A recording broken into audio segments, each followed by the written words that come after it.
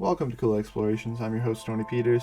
Today we're going to be speaking to country music star Tia McGraff, and she's a Canadian singer-songwriter, and she's going to talk about her music that she's been working on, as well as her new song, Go Your Own Way, as well as her work with the Dolly Parton Imagination Library and her book, Jake the Road Dog. So lots to cover today. Going to be a great episode. Welcome to Cool Explorations. I'm your host, Tony Peters. Today we have a country music singer, and she is Canadian, which is awesome, Tia McGraff. And we were just talking, and she has connections to my area here in Swift Current, which is so, so cool. So why don't you start off by telling us a little about yourself and what you currently do? Hi, Tony, and I'm so grateful to be here today. Thank you. And I am a singer-songwriter. I grew up in Southern Ontario on Lake Erie, and I moved to Nashville in 1999 after pursuing the Canadian country music scene. I moved to Nashville just to really further my career, my songwriting. And there I met my husband, Tommy Parham, who had moved there from Los Angeles. And so we have, prior to the pandemic, we were enjoying touring Canada, the United States, the UK. We've been out to Saskatchewan a number of times. We have family out there. And then the pandemic hit. And we're just like a lot of other people sitting around saying, where is things going? What are we going to do? So we started digging through some boxes of old demo tapes. We took some new ideas and we created this new EP with love. And we're just so excited. This is the first probably album of my 11 that I've released that just came from us sitting at home, not trying to impress anyone, not because we had a product out there to sell on the road, but just because we wanted to create some beautiful music and share it with the world again. And COVID changed everything for Absolutely. so many people. And it's interesting how you saw the music industry reshape itself during COVID and the way people did music. It just changed completely. And it actually, I think, in a lot of ways, was for the better. You see a lot more independent musicians starting to get a little bit more viewing, which is That's really, right. really cool. That's right. Yeah. And of course, social media, right? Social media is huge. When I moved to Nashville in like 1999, you needed to go there and get a publishing deal. That was your big goal, or a record deal. I was always a little bit ahead of the curve because I realized early on in my career, and it was my father who championed me. He said, "Why don't you just start your own record label?" So we had set up our own little record label called Bandana Records, and which was basically unheard of. Artists didn't do that, but I'm so happy that I did because that's what we're using now. We've kind of built it up.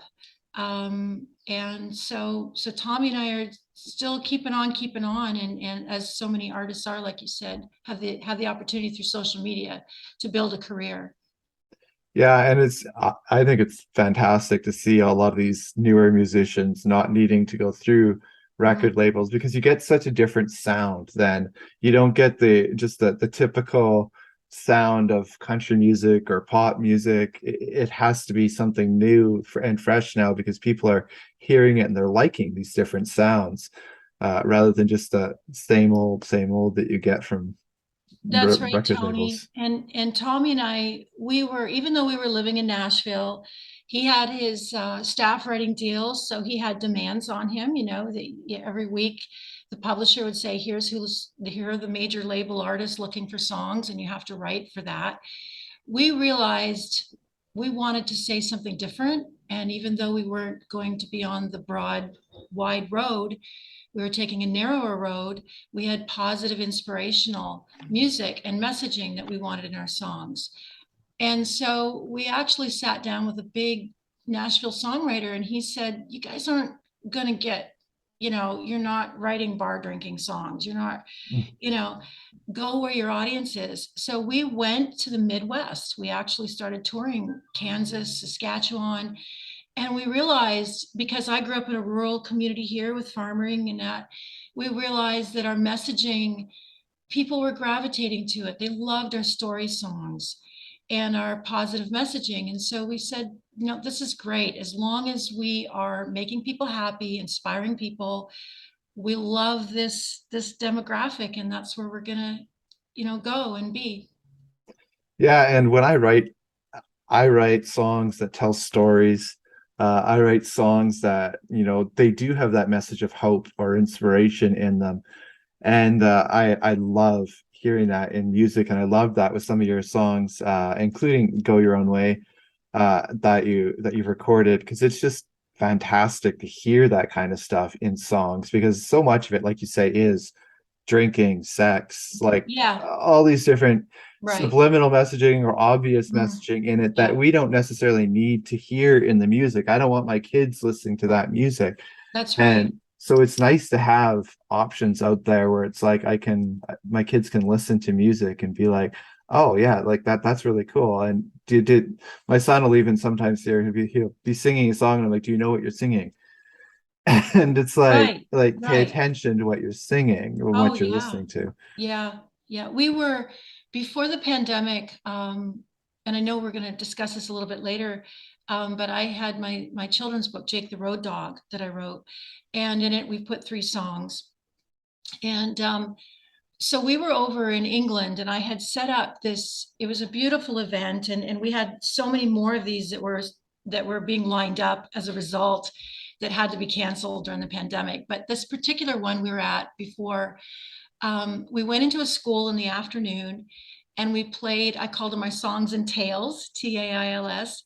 And so I did an author reading from my book.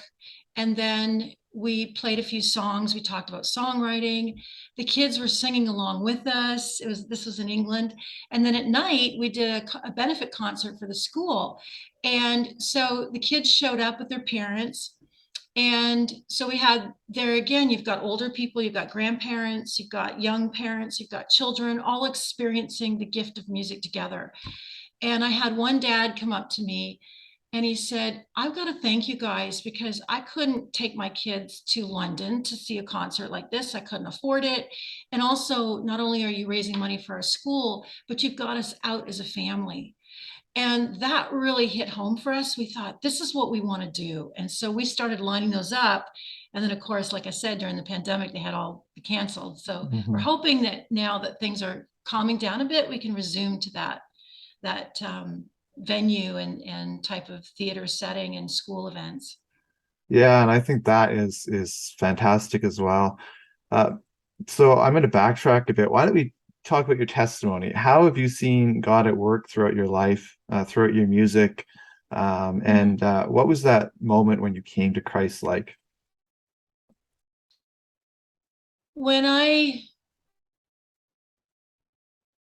always knew Christ. I always knew Jesus. I was blessed to grow up in a family. I had a strong little Lutheran grandmother, you know, and um, and I remember as a little girl, like walking along, just talking to God, and just and my grandmother used to talk, and I thought, oh, she's crazy. Who's grandma talking to?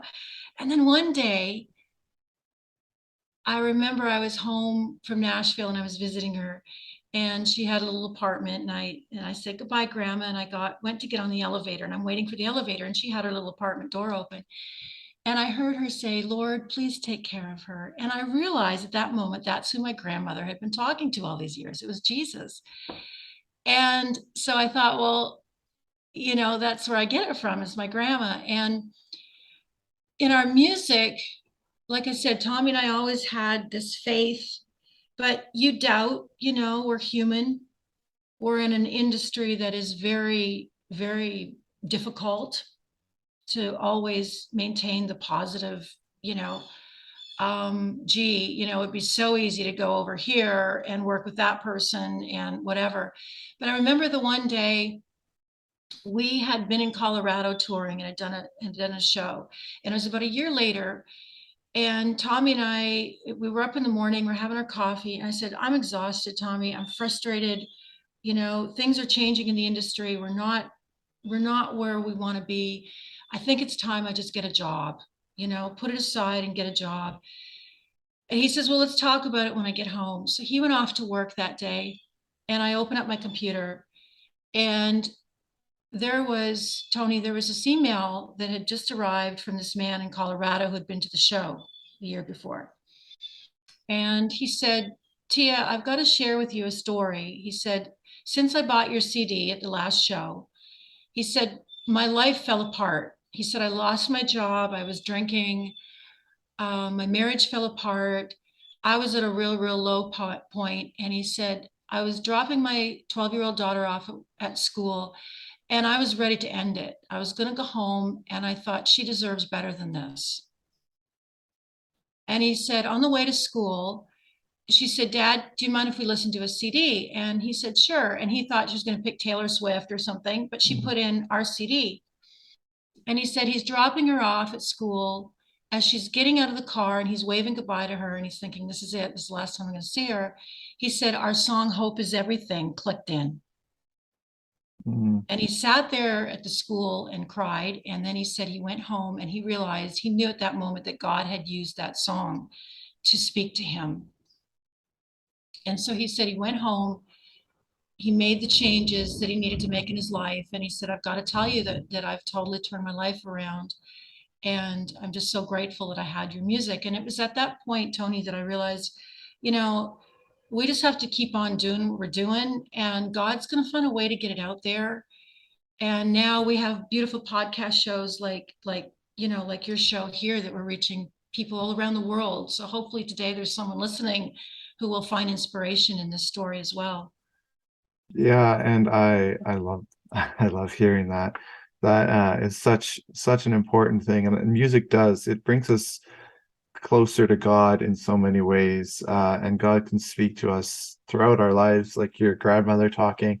I do the same thing when I go for walks. I do prayer Yeah. walks, so I'm sure people think I'm crazy, but it's just that relationship and that closeness Mhm. to God, and it flows through into music. What has it been like to work with your spouse in the music industry? Because I know for some people, and my wife and I would probably not work very well together. But how do you manage that? Well, that's a great question. When Tommy and I first started touring together, um, we're driving around England, we're driving around the States, and I mean, it was before GPS even, right? So I had all the printed maps and the printed, directions and things. And of course, on the road, as musicians know, everything gets changed, by the seat of your pants. So I remember the one day we did have a GPS, and we were driving through the desert down in Tucson, and the GPS took us literally to the middle of the desert. Like, it picked this location. We're driving by Tucson. I said, Tommy, I think that's Tucson. We're driving by it. And he goes, oh no, follow the GPS. So, so we ended up in the middle of the desert, and we're there going, well, there's nothing here. Like, this is scary. So we laughed about it. And after that, Tommy kept saying, GPS were our marriage counselors. They were, thank goodness for them. So sense of humor is a huge one. Um, we are best friends, really we are. And we're professionals. So when we step up on stage, the professionalism comes first, and you leave everything behind, you know. Um, if you're fighting over the toothpaste, the cap not being in the toothpaste that morning, you just leave it behind, right? Um, but then we're best friends, so we enjoy being in the car together, talking. During the pandemic, when people were saying, "Oh my gosh, I'm home with my spouse, I can't stand it anymore," we were like, "Yay!" We're having fun. We can, we're writing songs, we're drinking coffee, we're hanging out together and walking the dogs. It's literally like, it's just been easy for me, and I got to say that honestly, because he's my best friend. So, and hopefully he can say the same, or he would say the same. Well, we'll see. Mhm. Maybe he should come on, and then we'll ask Yeah. him the same question. You have had some success with your music in terms of records and that kind of stuff. What kind of successes have you seen throughout your career? Well, like I said, I grew up a small town girl here in, Lake Erie, and never dreamed that I would have the opportunities and the blessings that have. And when you're younger, when I won the Canadian Open, I was on stage with Johnny Cash and June Carter on a TV show. Johnny invited me into June's dressing room to meet her. I didn't realize how big of a deal that was. You don't when you're younger. Things started happening for me. I was working with Randy Bachman from Bachman Turner Overdrive. He really enjoyed my music, and so started inviting me out to Vancouver to do some writing with him and stay with he and his wife. And um, so these blessings happened, and then I made my way to Nashville, and doors opened, and I look back now and I see where God was orchestrating everything, and it all, and 99.9% of it led to me meeting Tommy. I mean, I don't know how else I would have met him. I had gone through a divorce, and I felt at that time it was hard leaving my family here, but God opened the doors so wide for me to go to Nashville that it wasn't a decision that was too difficult at the time, even though it was stretching me out of my comfort zone. And that's where I met Tommy. So I look back now and I see where God has led every step of the way. And I got in his way sometimes, I didn't listen to him. And so it took a little longer to get around. But every step of the way, he's been there for me and never let me down. Yeah, and that's the story with all of our lives. When we try and do our own thing, Mm, it does take longer, and God does eventually just bring us back into alignment with Him. yeah. And it's cool that He brought Tommy into your life that way. Your song "Go Your Own Way." What inspired that song? And tell us a little bit what that's about. Well, we had flown into Los Angeles and had a writing session with a brilliant songwriter, Kevin Fisher. And it was arranged through a friend of ours who's a publisher. And so as we landed, we turned our phones on. We got word that Tommy's mom had passed away in Colorado from cancer. And so we called Kevin and we told him what was going on. He said, "Look, guys, if you need to cancel the songwriting session, I understand. And so you can get to Colorado." And we said, "No, she would want us to do this. She would want us to write with you." And because she was so supportive of us. So we kept the songwriting session. And when we showed up, Kevin said, Martina McBride is looking for songs right now for her new album. And it's anti-bullying. She wants to Mm. put out something. She's a mother and she wants to put out something that speaks to high school kids mainly. So we wrote the song "Go Your Own Way" with that in mind. And when we got home, we worked with Kevin over the internet and demoed it. And he pitched it to her. And unfortunately, she didn't pick it up. But last year, when we were going through the boxes of demos, like I said, we came across that one. And I said, "This has really got a great message." And it even ties in more so now that kids are home and they're Yeah. lost, with this pandemic. They're trying to learn online, and they can't be with their friends, and they don't know. It's so hard for them. So we put it out, and lo and behold, we ended up winning the social justice category of the year at the Empowerment Music Awards in 2021. And so it just really, the song is a blessing and a gift. And we thank Kevin Fisher for the inspiration behind it. Yeah, and that is such an important message to be putting out. I have two young kids myself, and I know it was really, really hard for them when they couldn't be with their friends. My daughter was crying because she missed her friends. Yeah. So yeah, it's definitely very important. And um, the message to, go your own way, be your own person kind of thing is very important, because oftentimes, if you don't do exactly as your friends do, or want to be exactly like them, then yeah, you are an outcast. And kids are cruel. Kids Oh are yeah. Oh kids my are really gosh. mean. It like I was a fish out of water when I was in school. I had a little weight problem. I was shy. I was singing. I wanted to be a singer. And I just always felt like I didn't fit in. I like to write. So I would be a creative person in my own thoughts. And especially when I hit high school and all my friends are going off to, they want to be teachers, they want to be doctors, they want to be lawyers.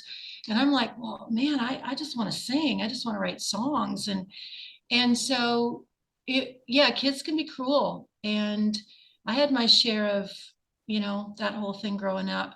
but like I said, I always had a very supportive grandmother, a very supportive parents. I was had my faith and wonderful teachers along the way who encouraged me to pursue my talents and pursue my own path. And so, you just and you find your way. You find those people who, like, I found my Tommy, I found my friends, and the kids out there, you will just stay true to who you are and don't stop believing that, and you will find your people. They will come to you. Yeah, and I was kind of in with every single crowd. I was the kind of person that, people just were relaxed around, but I didn't have any close friends. Yeah. And eventually I ended up becoming really good friends with my wife, who I went to school with since grade three, and we just kind of started hanging out more and more. And my stepmom, she worked with my stepmom actually at the shop where my stepmom worked, and my stepmom was like, "Oh, she's a really nice girl. You should really date her. You should really get to Oh, ask her out." And I'm just like, "No, we're just friends. I didn't want to ruin that." And I had right. no intentions of dating until after I was done college. College was going to come first. Well, God had other plans, and Right. halfway through grade 12, I ended up asking her to go to prom, and then shortly afterwards, I ended up asking her if we could start dating, and we set up ground rules because we wanted to be friends. Yeah. If we ended up breaking up, because we were so close, and it just ended up spiraling and going great, and we ended up getting married, and it was That's fantastic. beautiful. I Uh, love what you said, Tony, about setting ground rules too, because that I think that's the key to a great relationship is open discussion right off the bat. Like, what's the most important thing here? And for you guys, it was the same as with us, friendship.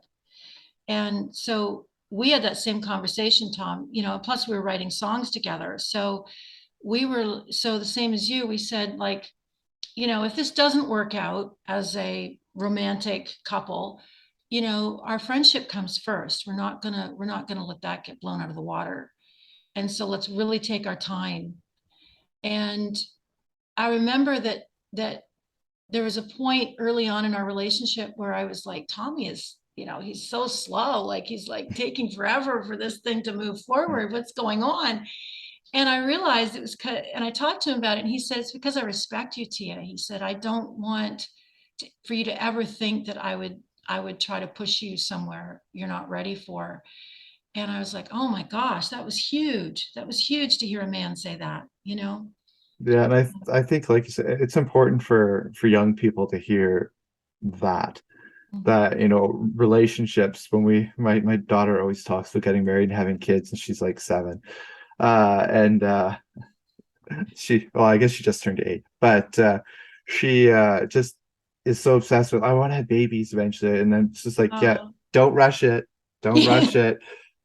Having a baby and actually having to take care of that baby is very yeah, different than being able to hold other people's babies and play with other people's that's babies. right. That's And right. so I think it is important for kids to know, set ground rules Yeah, when you get into a relationship, because like you say, you don't want to be pushed into some place where God doesn't want you to be, where you don't want to be, that's right. where you end up with teen pregnancies, you end up with people having kids out of marriage, and then it ends up being a real mess for the kid. And people don't think about the kids in those situations. Like, That's right. Oh, uh, yeah. Yeah.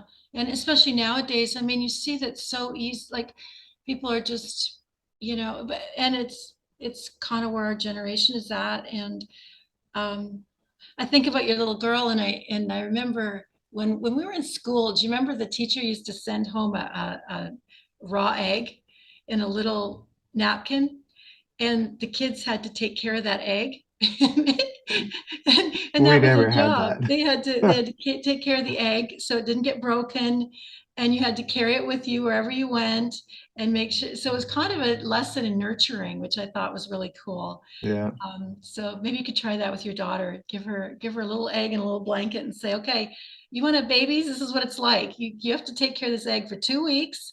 It it stays with you nonstop.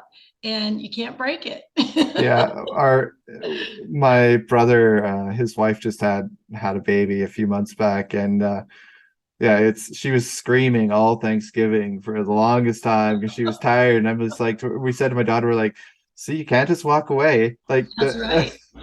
the baby's there. Like everybody was trying to console it while mom was trying to help in the kitchen, and that did not Oh. work out. She had to end up coming back, and we're just like, well, let's if the rest of us will deal with everything else. So Oh, it was kind of a good lesson for my daughter. yeah. But I loved what you've been doing with your book, Jake the Road Dog, which we mentioned earlier, and that the funds go to the Dolly Parton Imagination Library. So, can you tell us a little about that partnership, as well as about the book? Well, when we were living in Nashville, we adopted a shelter dog, and he was part husky and part Australian Shepherd, and we named him Jake.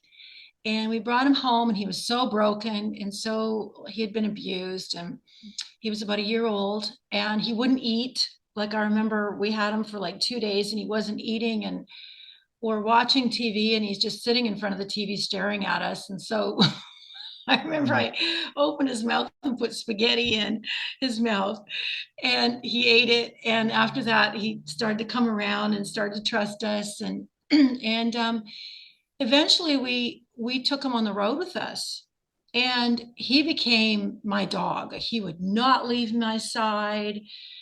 I've had dogs my entire life, and rescue dogs and shelter dogs, but Jake was special. He just was like a child for me. And so we started taking him on the road. He would sit up on stage with us.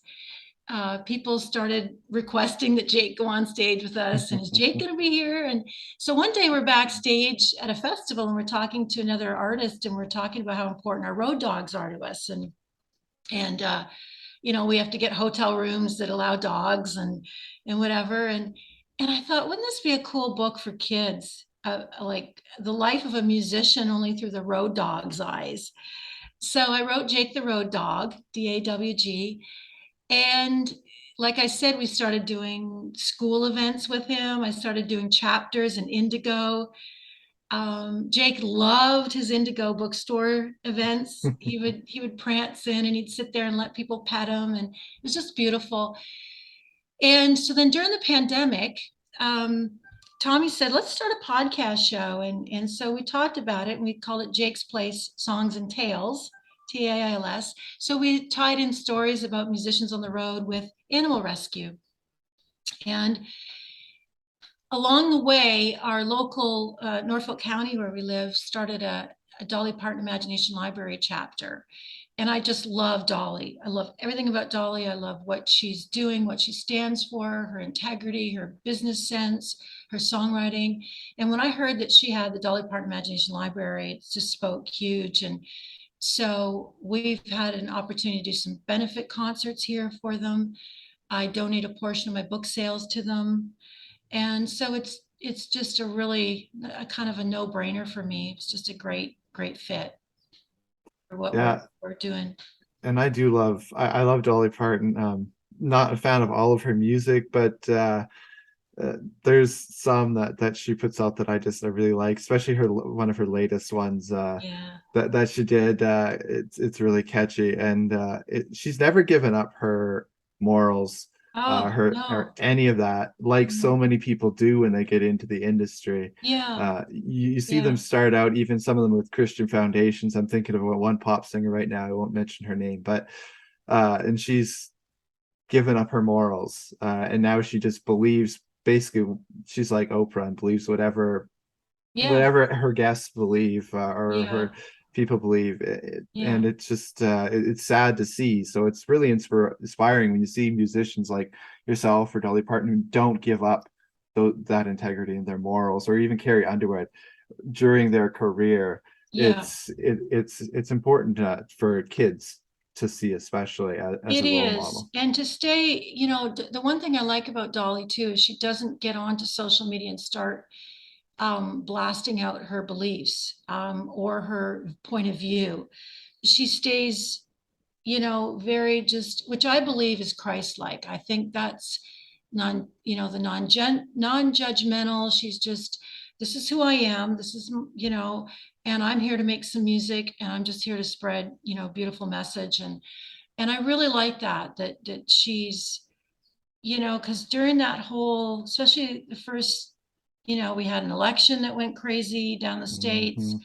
and there was so many hurtful things that people were throwing on there, both sides of the political And spectrum. still are. It still are, Yeah, it's bad. yeah, and it's going to fire up again now, and unfortunately. And so I just think it's, yeah, you just go your own way, right? Kind of Yeah. thing. Keep that messaging. Yeah, and back when I did politics, I was kind of I got death threats from Antifa, Black Lives Matter, and I got hate mail from the right because I called them both out and called both sides Yeah, out yeah, because I'm like, somewhere we need to grow up and stop being kindergartners yeah, and start being adults and actually go back to having conversations yeah, and instead of spewing hate. And right, it's like we right. need, and that's kind of where this all came about, is we need messages of hope and love and Yeah, that's inspiration right. and encouragement rather than the hate that we see spewed everywhere. Yeah. Because yeah, it's really, it can be discouraging and disheartening, and it's no wonder suicide rates are so high right now, higher than I, they've ever been. well, Tony, I absolutely agree. And I think people need a safe place to go, right? Like, Yeah.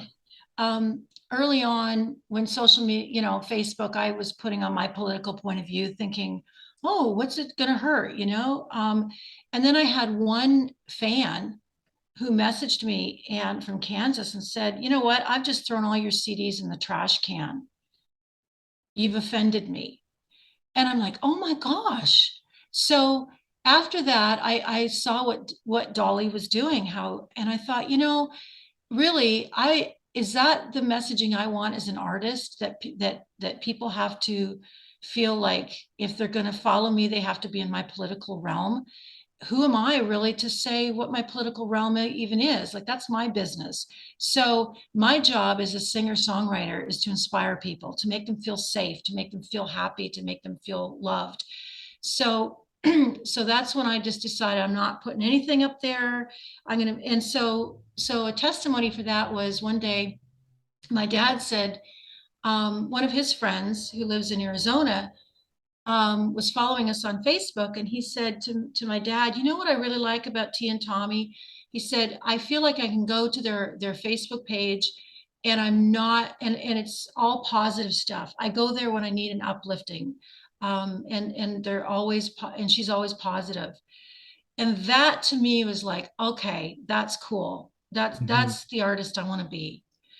Not that someone's going, oh wow, Tia's, she should run for office. It's like, that's not me. I'm not a politician.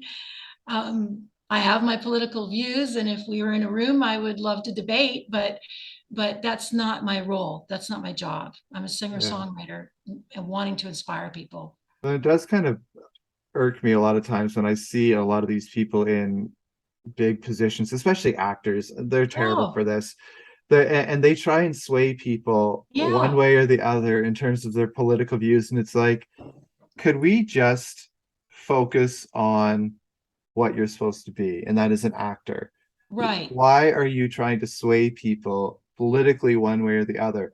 Can we just have an election based upon someone's platform instead of based upon all the hatred or digging up dirt on the other person? that's right, Why does right. politics have to be a dirty game? Can we just not tell us what your platform is Hmm. and let's vote based on your platform? And you actually follow your platform, not have some hidden agenda that you pull out when you're elected. On Because an award show or something like that. yeah, Now yeah, the big thing is they stand up at the award shows like the Oscars or something, and we're probably going to get people disagreeing with us today and sending us messages. I'm But used to it. but that's personally what I think. Like, we're there to watch. If we're watching the Oscars, we're there to watch actors. You're our actor. You were in this movie that we loved. We want to see you as a human being up there, saying, I'm so grateful for this award. I'm so grateful that I'm an actor. I'm so grateful that I'm able to work with these amazing people. I was able to do this role. And let us into that part of, I don't want to stand up there. I don't want to watch your political point of view. Yeah. Like you That's said, you know, why I stopped watching sports, because I always said, I was huge into hockey, huge. It was definitely a major part of my life was hockey. I loved it. mhm. And then they started going woke. They started bringing everything else into it. I'm like, I watch sports to get away from all Right, the stuff going on in society. Can we right. not just watch a sports game without having Yeah, to try and appease any particular group of people? And I don't care which group of people they are. I'm AT, so I mean, uh, I really don't care who you're trying to appease. Let's just put all that aside so we can watch a game or watch a movie or TV show. Why do they have to bring in everything into these TV shows? Let's just give us, like you say, a safe place yeah, where we can just yeah. go to escape, because that's why I watch sports. So when Mhm. sports went woke, I dropped. I don't watch any sports anymore. I don't follow it. I don't care, Yeah, because yeah, it's frustrating. I just want, like you say, a safe place, an escape, some place to go. yeah, And for yeah, me, when I choose songs to listen to, I choose songs that don't have any of that in it, because I just want to listen to music to escape. I want to yeah. get away from that. That's exactly right. And that's what, we have to, as God's children too, we all have our own gifts and we all have our own um talents, and I really think that that's, you have to ask yourself, what is my role here? We talk about we're all parts of the body, right? Like the body, the Christ body. Yeah, So I mean, everyone doesn't have to be the arm, everyone doesn't have to be the political arm. um so be the smile today, that you just brighten someone's day. Just be the smile. yeah, Or be the ear, be yeah, the listener, that today you listen to someone. How about that, right? yeah. Which is why it's so great when you see a church come together, which a lot of them are divided right now, which again is another topic that drives me nuts. But it's great when you see churches and church people working together, Hmm. because it's like you say, they all have different gifts that they've been given, and we're all equipped differently, and our role is to share God's love with the world and be a light, uh, Hmm. for Christ, because Christ was our lamp at our feet. So we need to be ready to go out there and share the gospel. And the only way that you're going to get a chance to share the gospel is if you are showing love and you Amen. are showing hope. Otherwise, people are going to be like, how dare you? Like, Hmm. you're no better than this person here. And we aren't any better. But in the way you're acting, you're no better than that person there who's spewing hate. That's right. That's not the story I want for my Yeah, life. yeah, yeah. So I love what you're doing, and really, really appreciate all that. I want to leave us off with a piece of advice. So what piece of advice would you have for young musicians out there, particularly kids, who are really starting to get into music? What advice would you have for them? Well, I think the words of the song say it all: go your own way. Yeah, Just when I first started singing and writing songs, I remember, like, I was so close to Toronto that I had the people say, "Oh, you need to sound like this jazz singer. You need to be, you need to get some jazz in your voice, or you need to write like this. You need to write these kind of songs so that major label artists." I remember one time I was sitting in a publishing meeting in Nashville, and the publisher was very brutal, and he knew who I was. He knew, and I'd been there, living there for a while. And I walked in, and first of all, he made some comment about, what we say to Canadians, go home. And I said, oh, that's nice. So anyway, I'm sitting there thinking, well, this isn't going the way that I planned it. And he listens to this beautiful song that I wrote called Conductor for a Day. And or no, it was Ought to Be Rock. That was Ought to Be Rock by now. And I had written it with Rick Giles. And the song is so moving and so tender. And the basic premise of it is, I've been through hurt and I've been through love and I've been through tears. My heart ought to be rock by now, but it's not. It still bleeds and it still, feels. So he listens to the song and he says, "This is an amazing song. But it's too, how do I say this, too Joni Mitchell." And I said, "Oh, thank you." And he goes, "No, I don't mean that as a compliment. I mean," and he pulls up this board and he says, "Here are the artists that are looking for songs right now. They're 17 years old. They're girls who want to talk about sex and boyfriends. And I want you to write, take it. Yeah, maybe, baby, you've hurt me so much. I ought to be a rock by now." And I'm like, "I don't really think so. I just don't think this is a good fit." And I said, "Thank you very much for the meeting. Thank you for the time." And I left. And I went home and I said to Tommy, "You know what? Um, we got to just do our own thing. I don't even want to meet with these people anymore." And that's when we realized the words of the song, "Go Your Own Way." And you can't go wrong. If you go your own way, you will never go wrong. You may not get the big thing that you want at that time, but God will always show you because he had a better plan. Yeah, yeah, and God definitely will guide. He is our rock. He's been my rock in so many times when I've thought there's been nothing left for me, and he's shown me otherwise, and it's amazing. So definitely, if you're going your own way and making sure that that aligns with God, that is Mhm. definitely the best way to go. And for young musicians, I think that they're going to have a lot of fun if they do that, because they won't necessarily fit into every single groove that is supposed to be in society. Uh, Right. they can make their own road, which is why I think it's awesome to see all these indie artists coming out. Yeah, And absolutely. And the music changes. Like, remember this, guys. This is what someone told me early on in my career too. Two things. It always changes. It's like a moving target. And if you're trying to write for this moving target, you'll never hit it.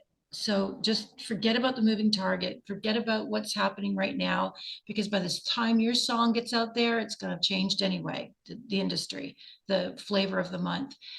And also, one bit of advice I had was songwriting is so important for an artist.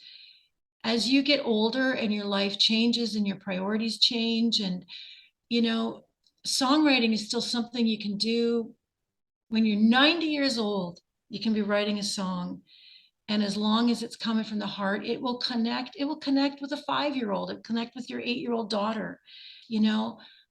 So keep your songs real, keep them from the heart, and never give up on your songwriting. That to me is it's not only as it's a way to keep your career going, but it's also self-expression as an artist. It keeps you in touch with who you are as an artist as well. yeah, exactly. I love songwriting. It is such a great escape, and it's Mhm.